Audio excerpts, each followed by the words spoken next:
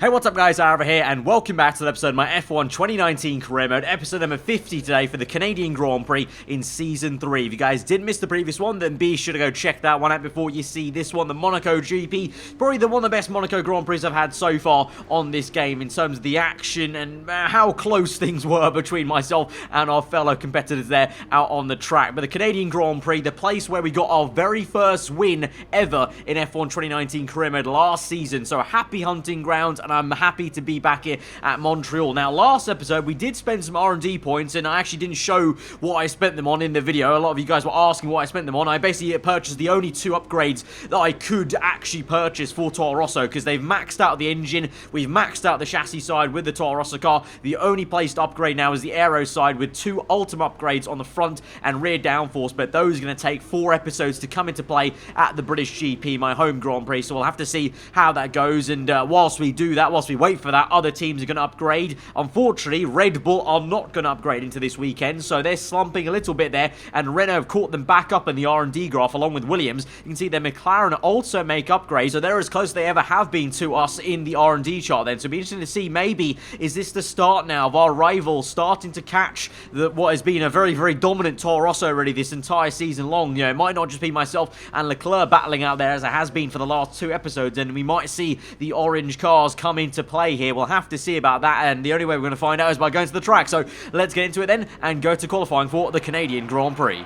Hello and welcome from the circuit Gilles Villeneuve, home to the Canadian Grand Prix, for today's qualifying session. The competition is certainly heating up as we head into today's qualifying. Some impressive times showing up during the previous practice sessions.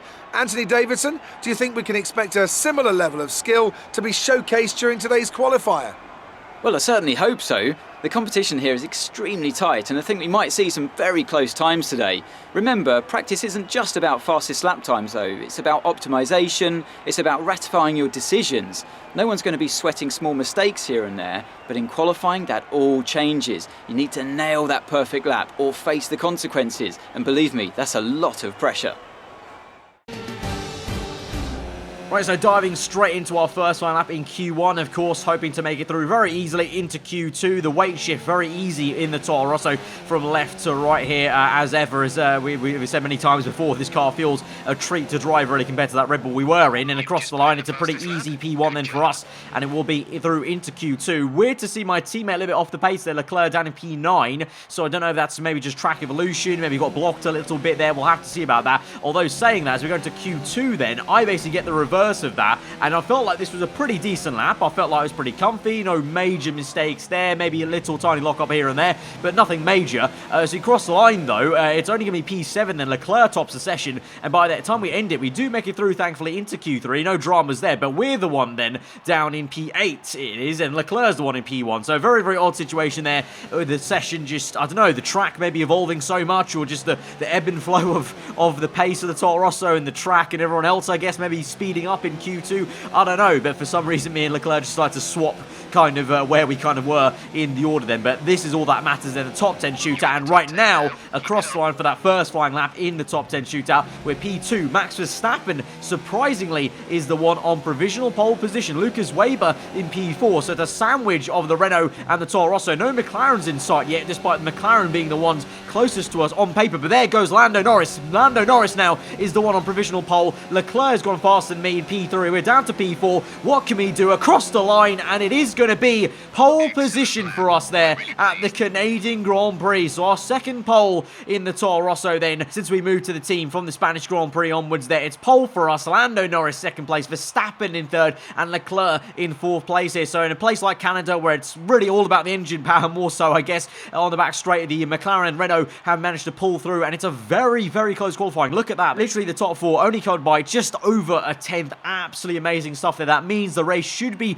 quite close. So even though Leclerc's 3 places back from us, I still think he'll be a factor in the Grand Prix. But it's going to be exciting to see if Lando Norris and Verstappen will also be in that fight. So it could be a very close 4-way fight all race long. And if it's going to be anything like the fights myself and Leclerc have had as only 2 drivers on the track, this race could be quite bonkers. So let's go to the grid and see how we do off pole position here in Montreal.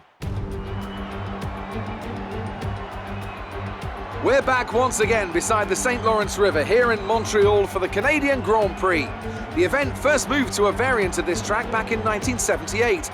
It was won by none other than Gilles Villeneuve, the first Canadian to ever win his home race, and in whose honour the circuit would be renamed. If you want flat-out racing, you've come to the right place this weekend, as it's full throttle for 59% of this 2.7-mile circuit, peaking at around 210 miles per hour going into the final chicane. But that speed requires discipline, and there are more than a few close walls here just waiting to punish drivers with a heavy right foot. Alongside me to discuss all the action today is Anthony Davidson. Thanks for joining us, Ant, and tell me, you were down in the pit lane earlier. How do you think the track conditions are today? Well, the surface looks clean enough, but I'm a little bit worried about the track temperature. It's pretty cool out there, which could give some teams difficulties when it comes to keeping their tyres in the right operating window. The cars out there that work their tyres hard and really put a lot of energy through them, they'll be the ones that are better off.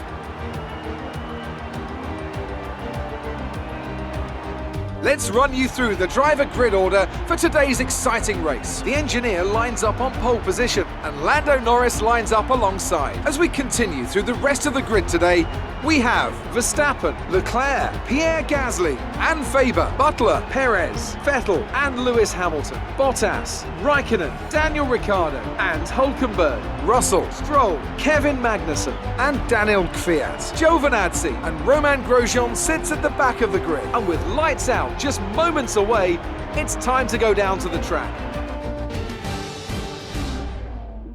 Right, so for the second time in this blue car, we're on pole position, and the only car we can see ahead of us is this safety car there, but we know the AI are going to be very strong off the line, so I wouldn't be surprised if we're not in P1 at turn 1, but we'll try our best and try and still vie for that one good start versus the AI. Maybe today is the day, because the strategy will be a two-stop then, the soft to the medium tyres, nothing new and crazy here at Canada. The tyre wear is quite high, so even with the cars that are fully upgraded with tyre wear upgrades, it's still going to be a two-stop here, the fastest way around the track. It should be easy on two sets of mediums. Don't need to go to the hard tyres like that second strategy would suggest, but maybe some other cars around us might do that. But we're going to really lower the fuel to just 0.2 over what we need to finish the race, because obviously the Honda engine, very, very efficient. We found out at Monaco we underfueled and we're still fine on fuel. So looking good, feeling good from pole position. Here we go then. What can we do today in our third race for Toro Rosso? To 5 red lights to the Canadian Grand Prix. The lights are out and we're underway, and it is a good start for us here at the Canadian Grand Prix, the place where we won our first race on F1 2019 career mode. We've got a bonkers start there for the first time ever. I've not been overtaken by any AR cars, and we're still in P1 as we go through the first sector then. Verstappen and Norris are the ones fighting for P2 and 3. They're side by side through the chicane. Down the hill they go momentarily. Verstappen now up into P2, then Norris down to third, and Leclerc has also gone down the order. I think he's behind the Red Bull of Pierre Gasly, which is very awkward indeed there. So maybe signs that even though the Red Bull did not upgrade their car into this race weekend, maybe the race pace is there for the Red Bull team, and that's maybe the first signs of our car slipping a little bit. Obviously we saw that in qualifying how close it was and how close Verstappen is pushing me. So is this really now the moment of the season where everyone starts to catch up to this Toro Rosso car? Let's see if we can hold them off as best we can for 35 laps here. Verstappen now side by side, he's round the outside of us, he's actually up into first place and he's overtaken us. We have to try and get back into a slipstream to re-overtake him for first place there. So Verstappen looking good, and that Renault is finally looking like the Renault that ended off season 2 maybe, but we're side by side into the chicane and we're going to remain in first place as we end off lap number 1 then. Just about made it through the Wall of Champions, and a little tyre dipped in the grass as we go across the line for P1 then. We now move on to lap number 3. We set the fast lap of the Grand Prix as we move on to lap number 4 though. Verstappen is still there within a second, you would say. I think just about he's got DRS there, and Norris as well pushing him hard. But now look at that at the top of your screen, loads of fast laps coming in, and Sergio Perez is now the fastest man on track there. So the McLaren showing some good pace now, maybe in a bit of a DRS train of course for him. But as we now move through into the middle of lap number 4, Verstappen is all over us there. You can see the nose hustling and harrying our gearbox with that lovely camera shot, and in the Renault he moves to the left hand side. We go defensive to the inside, it's 2 by 2 there as the Red Bull of Gasly goes round the outside of Norris. Norris has a little look in there of the nose there, nearly actually swipes my rear right tyre, so it could have been three abreast there on the exit of the hairpin, but Verstappen was still the one fighting me on the left hand side. But here comes Lando Norris there in the papaya orange McLaren like an absolute bullet, and he's going to come through to try and get in the middle of it. Verstappen is still the one fighting us though on the inside inside there. We just about managed to pull the car through and not hit the wall of champions once again.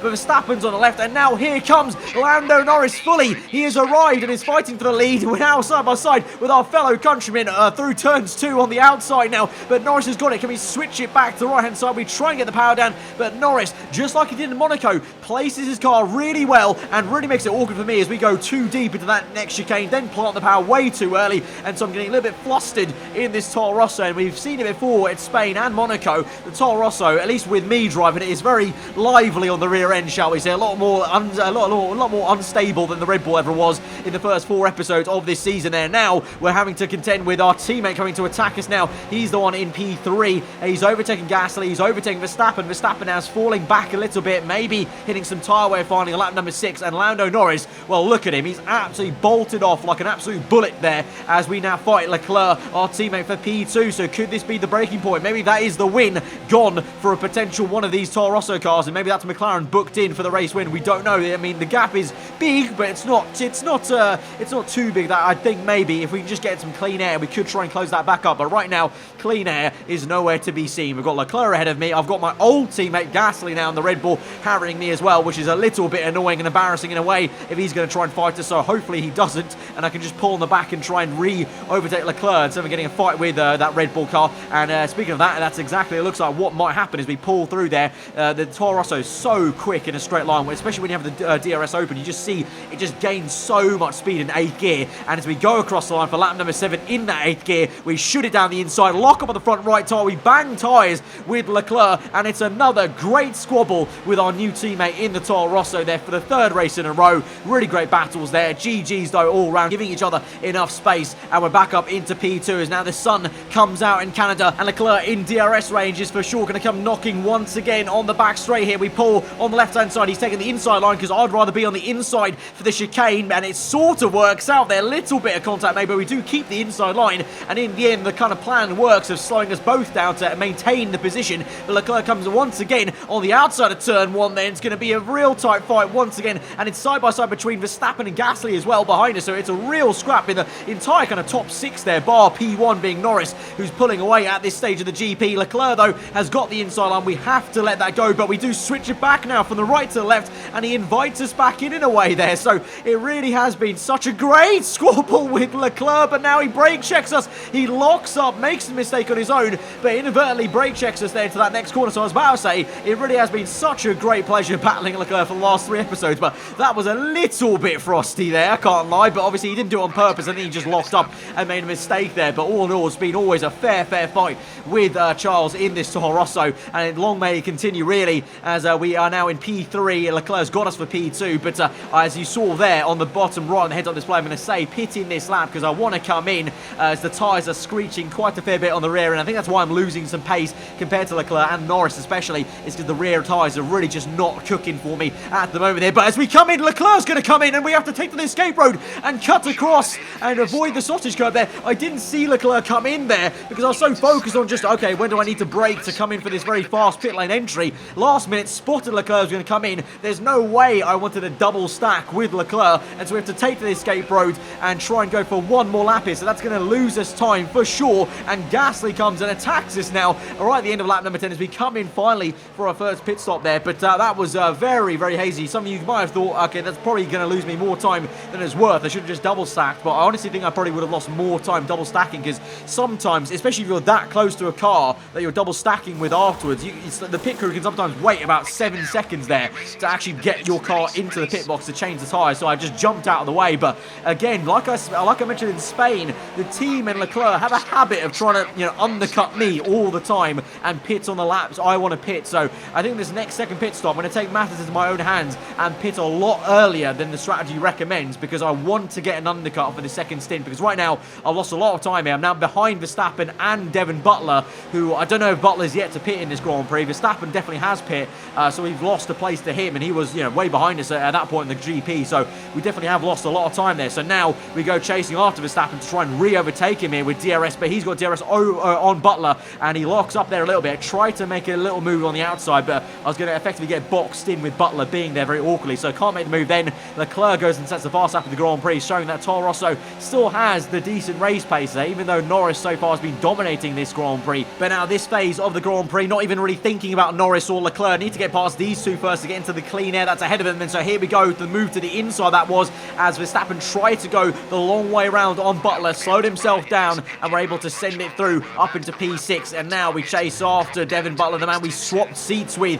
Red Bull to Toro Rosso there, and vice versa. And we're going to try and catch him up on the very next lap onto lap 14 through the exit there, very close to the Wall of Champions. Open DRS, overtake mode engaged, rich mix flowing as we set the fast lap of the Grand Prix. Can we make a dive to the inside? Ooh, it is a very close call there, and just pulled out. Didn't have the overspeed to fully make it through like we did on that move on Leclerc earlier on the Grand Prix, so I thought better of it. Second time lucky though, maybe. We're a lot closer this time round as we've closed up on the back straight, and so across the line for a new lap, lap 15 on the outside this time, and we sail through there, and we're kind of dance through on the outside, and we're up into P3 of this GP now, and in clean air we go and set another fast lap of the Grand Prix on lap 17 there. We are flying right now, and Leclerc is flying, and he's overtaken Lando Norris. He's up into P1, Norris is in P2, because I can reveal that Norris actually had a mechanical issue then in that second stint. My engineer told me he was slowing down, and in that time it allowed Leclerc to catch Norris and overtake him, but Leclerc has not been able to get away from Norris though then, because then Norris's mechanical failure was then fixed and he was back up to normal speed basically. We've seen that many times so far in this career mode of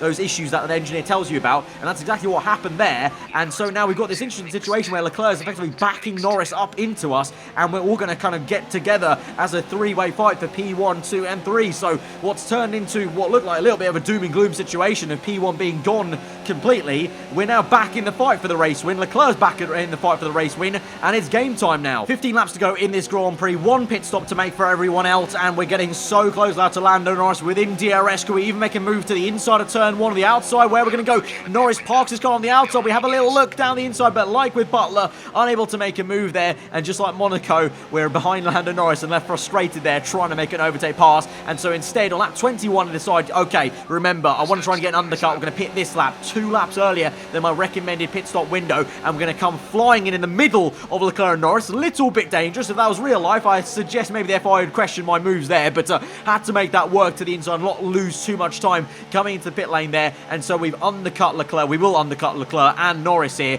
and so, you know, obviously they're going to be a little bit annoyed. Like I said, I feel like there is a narrative here of Leclerc and Toro Rosso definitely having a bit of favouritism in that kind of sense for the pit stop window, because Leclerc every single time has tried to undercut me. Obviously Monaco we managed to do it because we came in so much earlier, and once again here for the second pit stop I've come in so much earlier and basically just thrown the engineer's kind of, you know, plan out the window basically of trying to get Leclerc the undercut. Obviously makes sense because he is the number 1 driver. I have signed a number 2 driver contract because that was what was given to me with this swap deal going to Toro Rosso, but obviously I want to try and do the best job I can. So here we come through now into turn 2, and there is Leclerc having made his pit stop there. Oh, we're oh so close. We were nearly side by side in tandem as he exited the pit lane there, but we've definitely jumped Norris then, that means, because Norris was obviously right up Leclerc's gearbox. So this definitely means we've jumped Norris because he's gone on for one more lap there. I don't know why, but he has done. And so it will be a 1-2 for Toro Rosso once again in this Grand Prix then. All balance is restored as it was in the last 2 episodes, but now it is going to be a straight fight between myself and Leclerc once again for the race win.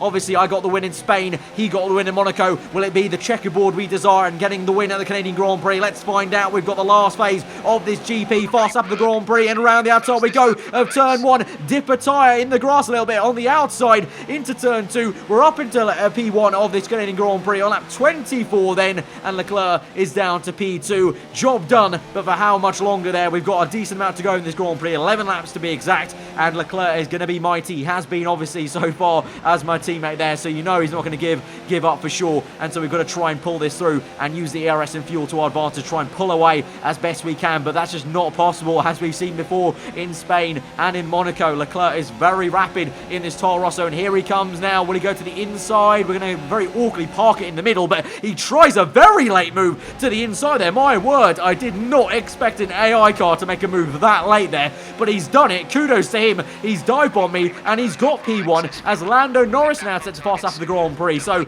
as I get overtaken for P1, the car behind me then is the fastest car on track. That's just really not what we needed there, but we're going to stick with Leclerc through that entire lap 27 on the back straight here into the final chicane and move the outside there, try and put Leclerc off to the inside, but he's got the line. He was very aggressively over the sausage curve there, maintain P1.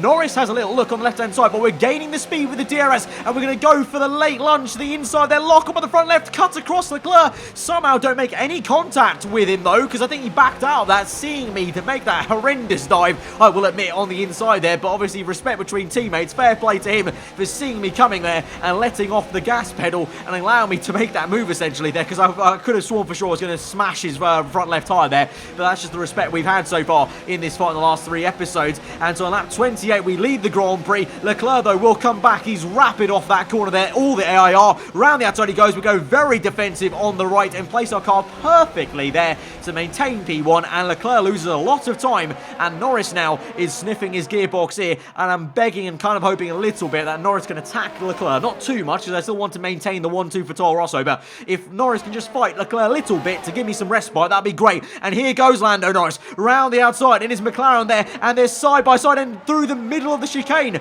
Norris gains some time there as Leclerc lets off the throttle. They're side by side as they go across the line for a brand new lap of this Grand Prix. It's the second last lap of the Grand Prix, I think this is, and Norris on the outside, but Leclerc comes back, gets the elbows out there. Can he get the traction down? No, he can't. And so Lando Norris does book in P2 at the Canadian GP with 1 lap to go in this Grand Prix though. Can Leclerc get it back? I think he will on that same lap this is, so we're still on the second last lap to go, and he's on the outside of the hairpin. There goes the long way around and actually finds the traction there. Look at that. Well done, Charles Leclerc. He goes sailing around the outside and gets up into P2, and he will have DRS as well to kind of aid him to get away there. So as we move on towards the last lap of the Grand Prix, Leclerc gets the place back and does the job for the team to maintain the 1-2. But in the end of it, after such a roller coaster of emotions at the Canadian GP, we're going to come through for back-to-back wins at the Canadian Grand Prix Season 2 and Season 3. It's the win down here in Montreal. Fantastic. You've won the Grand Prix.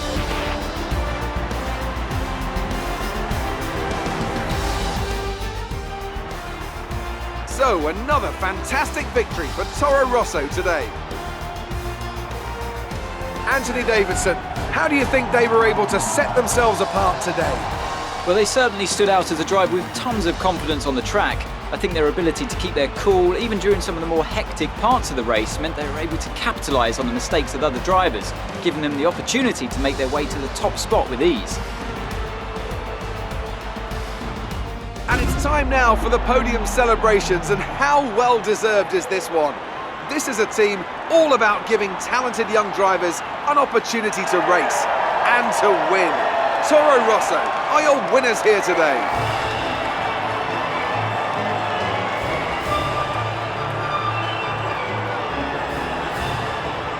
So there we have it, a thoroughly entertaining, enjoyable Canadian Grand Prix, and really glad to get the back-to-back Season 2 and Season 3 wins at this Grand Prix. Like I said, you know, at the start of the episodes, the place where I first won a race in F1 2019 career mode, so it's good to come back here and have a nice race once again. And you can see there the championship closes ever more so between myself and Leclerc, with a 7-point difference there from first to second. The fast lap of the Grand Prix went to Norris in the end, so it is 7 points we gain on Leclerc. Obviously in the constructors, Toro Rosso pulling away, but you know what there, Red Bull, even though they're maybe not getting towards where I want them to be, which is the Toro Rosso pace, in terms of the actual championship, they're definitely in prime position to maybe try and go ahead and overtake McLaren and Renault at some point, very close in the next few episodes maybe, and so it could be an all Red Bull family in P1 and P2 of the constructors there, but the championship in the driver's sense is definitely holding up between myself and Leclerc, and like I said, it's a checkerboard of myself winning the Spanish Grand Prix. Leclerc came second, Leclerc wins Monaco, I come second, and now once again I come first in the Canadian GP, and Leclerc comes second in Canada here. It really is kind of getting those 2014 Mercedes vibes a little bit. Nico Rosberg v Lewis Hamilton, myself v Charles Leclerc, and I'm loving it at the moment here. Very enjoyable stint so far at Toro Rosso for sure. Hopefully you guys have been enjoying it as well, as much as I have been doing these races. And if you guys did enjoy this episode, then be sure to smash that like button then. Let me know what you thought in the comments below. If you are new around here, subscribe for weekly full-on content. I've been aarava. I'm just today. I'll see you guys next time. Goodbye.